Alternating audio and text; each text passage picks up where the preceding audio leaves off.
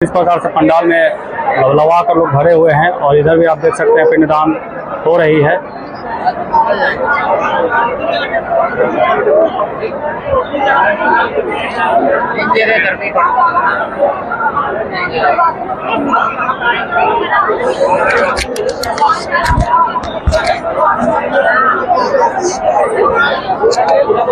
तो दोस्तों बाबा ये पिंडदान आप ही करवा रहे हैं जी। तो आप यहाँ तो सुने कि जिला के जिला के लोग तो पिंडदान करवाते हैं। जी, तो कौन सा जिला से है? नवादा जिला से। नवादा जिला से। तो आज कितना दिन हो गया पिंडदान करते हुए लोग? आज 4 दिन हो गया।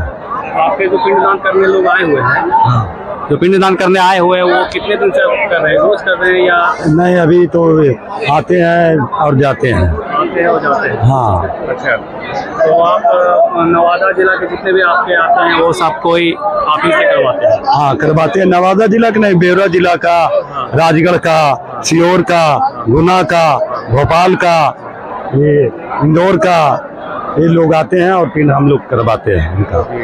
आपका नाम कैसे क्या हुआ बाबा? मेरा नाम सत्येंद्र कुमार मिश्रा जी है। सत्येंद्र कुमार मिश्रा जी। जी। तो पिंडदान करने में क्या विशेषता, मतलब कि क्या क्या उसमें लागत है, क्या उसमें व्यवस्था करना पड़ता है? लागत में पिंड का सामान में जौ का आटा, काला तिल, आपका मिश्री, रोड़ी और सलाय, अगरबत्ती, दीपक, घी, मध, रुई और अरवा चावल और जौ सभी सामग्री रहते हैं। फल्गु नदी में किस प्रकार से पिंडदान होता है? ये बनाने के बाद क्या किया जाता है? जैसे कि ये ऐसे बनाए हुए हैं जी। तो किस प्रकार से पिंडदान फल्गु नदी में होता है? पिंड प्रदान इसलिए होता है, फल्गु गंगा का यहाँ महत्व दिया गया है। यहाँ सीता माता आए थे और राजा दशरथ जी का पिंडदान करने के लिए आए थे, इसलिए फल्गु गंगा, पश्चिम में फल्गु गंगा थे और आपका 6 वट पेड़ थे और गौ माता थे और आपका केदली फूल था और पंडा बाबा थे और यहाँ लोग आते थे, इसलिए साक्षी रखे थे। सीता माता आए थे यहाँ पिंड देने के लिए, तो सामग्री जैसे घट जाता है, सामग्री नहीं है तो बाजार से लाने जाएंगे ना, तो बाजार से श्री रामचंद्र और लक्ष्मण जी दोनों भाई सामग्री लाने चले गए। उसी समय द्वापर से त्रेता घुसने वाला था, तो आकाशवाणी किए राजा दशरथ जी कि हे पुत्री, मेरे बेटे और दोनों पुत्र तो गए हैं सामग्री लाने, से द्वापर से त्रेता घुसने वाला है, मेरे पिंड को बालू को प्रदान करो। तो इसने सीते माता ने आकाशवाणी को सुनकर उसने 5 पिंड बालू का, रेता का बालू पिंड प्रदान किए। इससे राजा दशरथ का स्वर्ग की प्राप्ति हुई, वैकुंठ की प्राप्ति हुई, अच्छे लोग की प्राप्ति हुई।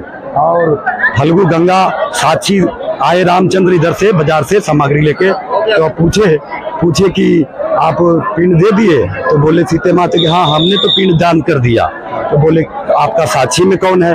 तो बोले गौ माता, केदली फूल और फल्गु गंगा और तुलसी दल, तुलसी माता और वट वृक्ष और गौ माता। तो पूछे कि गौ माता से पूछे, फल्गु से पहले पूछे सीता माता कि हमने फल्गु में पिंड दिया, आपने देखे? तो बोले हाँ, हमने नहीं देखे, इसलिए कि इनका मन न रुष्ट हो गया, इन्हीं का बालू इन्हीं का पिंड दे दिए, इनमें मन में दुख हो गया, इसलिए झूठ बोल दिए कि हमने पिंड नहीं देखा।